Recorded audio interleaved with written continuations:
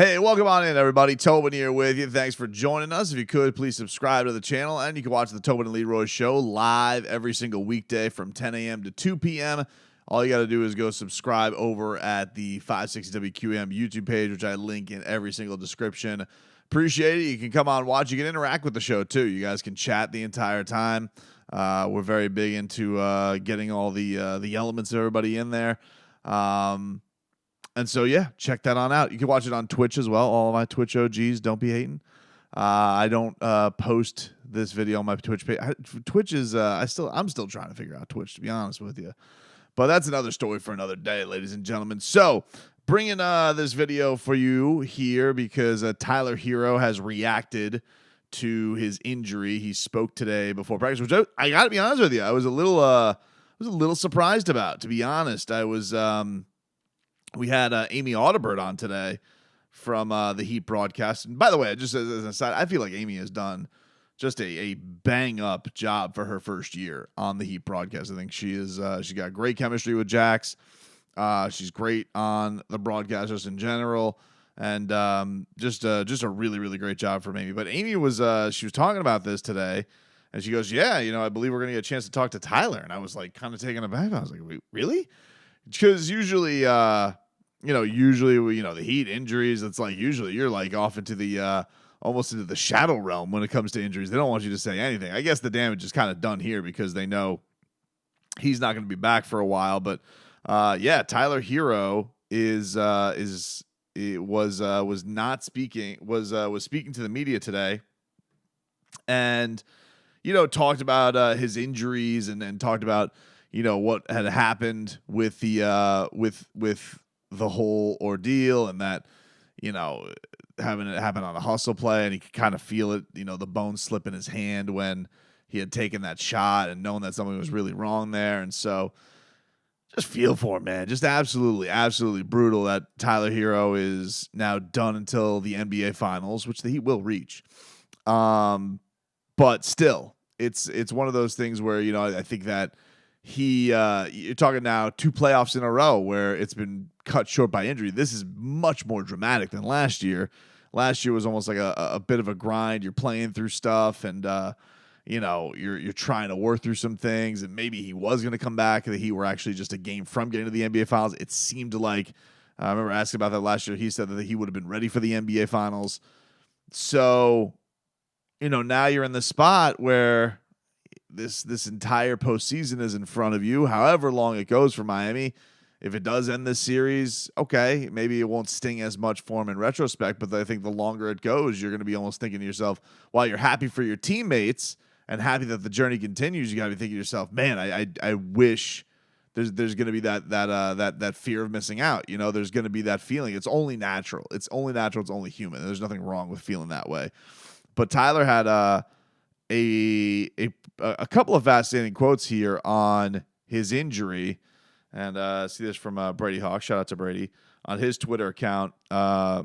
He said, Tyler here on the toughest part of the injury. Quote, I feel like no matter what I did in the regular season, it wasn't going to validate until I did something in the playoffs again. I knew that, and that's why it's just so devastating, because I knew what I was capable of. And, fascinating reflection there from Tyler, because I agree with him. I think that, this was a huge stakes playoff game for him for a lot of reasons. Not only just to validate himself as, a cornerstone of the franchise and to just shut a lot of people up. I mean, Tyler Herro does get a lot of shit on Twitter, does get a lot of shit on social media. And I know a lot of NBA players do, but it feels like he gets picked on to a certain degree. I think him and Bam, they both take just a tremendous amount of from NBA Twitter, and I don't really get it. I mean, they're both pretty solid dudes, so it's a weird thing for whatever reason. I don't know if it goes back to the NBA bubble thing, but really it feels like only Jimmy is Teflon from like the NBA Central memes and all that stuff. But this would have been a postseason where he could have really put his stamp. He's getting to that age. He's 23 now, which is still really young, but it's also an age where like you're not a kid anymore, and you can start turning up and you can make your imprint. And I'm sure that he is aware of all the people, Kyle Kuzma and Brandon Jennings and Joel Embiid last year. All these people are saying, "Oh, the Heat need a bucket getter. The Heat need another star. Jimmy needs that second go-to guy who could take the relief off of him." And all these trade rumors. I mean, Tyler Herro has gotten his black belt in trade rumors. Basically, it's from the time that he was, 19 turning 20, and from it being James Harden or Bradley Beal, or he even acknowledged, like, look, Kevin Durant this year. I think he was on the record telling Barry Jackson, "Listen, it's Kevin Durant. Like, you almost understand that one." To Spider Mitchell and all that stuff. So you silence all of that really with great postseason play. You do, and it wasn't even a question. It was less of a question back when he was 19 and in the bubble, and you know the timing of things. Like Bam had such a marvelous postseason in 2020, and then he was up for his contract, and that was like didn't even have a doubt. The guy was set, and Tyler's set. Like Tyler got his contract, so it's good that is solidified, but. He's just got a couple of things that just haven't gone his way either. Like you think about like last year, you're sixth man of the year. You take this, you go into the year and you have this viral quote about, "I feel like I'm in the class of Ja and Luka and Trey and all those guys," right? And you do the good Heat culture soldier thing of being the sixth man. You do it better than anybody's ever done it in franchise history. Do it better than anybody did it in the league. And the only thing that he wanted this year coming into was to start. But that sixth man last year, like Tyler was worthy of being an all-star last year. And for whatever reason, the Miami Heat got the least amount of accolades of any number one seed I have ever seen. Any top seed typically gets rewards and all this stuff. Like, as an aside, like the Depoy stuff coming out right this year. And Jaren Jackson Jr. got the defensive player of the year. And good for him. Jaren Jackson Jr. is one of the best defenders in the league, but it's funny how, like, once again, you look, it's like, oh, yeah, one of the top seeds. Who's their best defender? Jaren Jackson Jr. He is, gets the recognition, even though that he played less minutes than Bam Adebayo did last year, and that was the big excuse of keeping Bam away from the award last year. It's just a strange thing. It is a weird thing that the Heat player has to deal with in regards to that. But getting back to Tyler, making the point about how important this postseason run was going to be for him. Here was a little bit more on that from him. Yeah, it was just sucks, obviously being home and being in the playoffs, you work so hard and all year to be in this moment. And I feel like I had some things to prove this postseason, so it was a tough moment. I still can't believe it. It'll probably sink in, tomorrow night when I can't suit up. So it's my first time breaking a bone, and unfortunate timing. And stay positive, and I'll be back stronger than ever, and I'll be back. Yeah, I mean, for sure he'll be back, and at least it's one of those injuries where like he can stay in Carter shape. So if this playoff run does go deep for Miami, maybe he can provide something. Maybe he can provide something down the line if Miami is able to shock a lot of people and go deep and beat the Bucks and all that stuff. But I remember talking to him at Media Day this year, and he had such a fascinating. He had some fascinating thoughts on just why it just wouldn't work out for him. Now, give him the grace. Yes, he was banged up last year in the playoffs. That's kind of also part of this too. It's like you don't get a chance to get through it because your body, and bad luck really fails you. It's not even your body fails you. It's more like you just get struck with bad luck. But, he had this thing about I was just in the mud last year, and you just know that Tyler plays with that incredible swagger and confidence. Hell, we've seen it this year. How many games did we see where Tyler was building a brick house like the third little pig, and then all of a sudden fourth quarter comes around and the dude can't miss? So not having that weapon is going to hurt.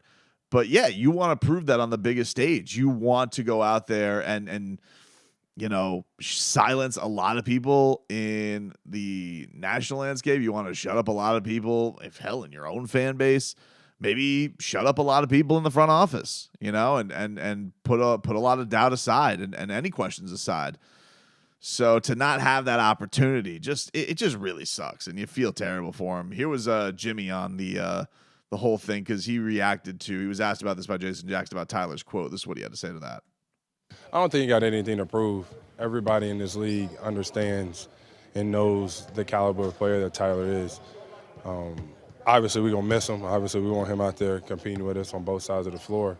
You know what he brings to the offensive end, but I really think he was starting to accept locking in on the defensive end, knowing in order to be a really good player on this in this league, you got to play both sides of the ball. So I was excited to see him get out there and lock in on that side of the floor. But, it's a mishap. It's a hurdle. But we'll figure it out. We'll get it for him. That is an interesting thing, and that's another thing that you want to prove too. It's not only like a case of just making or missing shots, like the physicality of the playoffs, the way guys try and, teams really tried. The last playoffs, it was noticeable how many teams really tried to game plan to take Tyler out, which is a nod, but you also have to find ways to overcome that stuff and overcome that ability of them to kind of scheme you out of things. But, at that point, you're 22 years old, you're learning things, and maybe this would have been the year where he makes teams pay for it. And so that's just what really, really sucks, is that you don't get to find that out from Boy Wonder. It's a huge bummer. On the other side of things, obviously we're watching the Giannis Antetokounmpo thing. He's listed officially as doubtful for Game 2. But I'm listing myself as doubtful for believing that he's not going to play. Because even Budenholzer had some weird things. I was reading some tweets from a Bucks reporter who he said something to the effect of I know that he didn't practice today. Let's see if I can get the tweets here for a second. I apologize to you guys. I think it was this guy, Eric Nem. I think he was the guy who had the tweets from Budenholzer. Here it is. Bucks coach Mike Budenholzer tells reporters Giannis Antetokounmpo was not able to participate in today's practice. Budenholzer, quote, "We have 24 plus hours before game time. He'll go through treatment and we'll see how he feels. I think there's been a lot of progress and hopefully there's more in the next day or so." He goes on, he says, if I'm being honest, I think there's an optimism that Giannis will play in Game 2. Time is a little bit on our side, but I think that equation will flip. So, yeah, I say we're optimistic. So, that's right there from the coach's mouth that they all think that Giannis is going to play. It's a backs are tricky, but I would be surprised if he didn't play. I think the Bucks, look, if the Bucks go down 0-2, I'm sure that their fan base and their team has the confidence because they've been they were down 0-2 in the finals, but that's not a great situation where you're down 0-2 and now all of a sudden you got to win, a situation where you got to win 4 out of 5 games to get this to make sure you move on. And Miami, back at home, guys comfortable. Tomorrow, Eric Spoelstra said it. They expect urgency. I believe he referred to it in the post-game press conference as a hurricane. He expects a hurricane coming their way.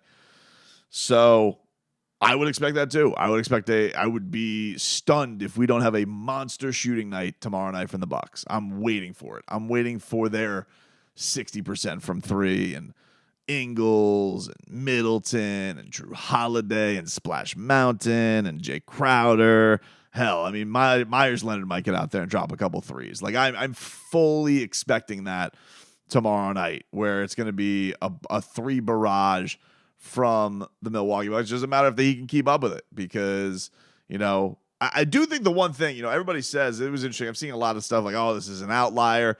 I don't necessarily even disagree with that. I think the Heat first of all, let's be real about it. This Heat offense stunk all year. And this team broke the franchise record for points in a playoff game. So it is a bit of an outlier. The thing about outliers I'd be more worried about it if you lose the outlier. If you scored 130 points and you weren't able to pull it out. You had the outlier. You won a game that's not really your style. And I still think there's a capability of Miami playing to, as Eric Spoelstra will say, their identity and winning games like that and bringing them into the mud. But that remains to be seen. If they do it, they got to do it without Tyler Herro, which really, really sucks. And I feel terrible after reading and hearing from him on that.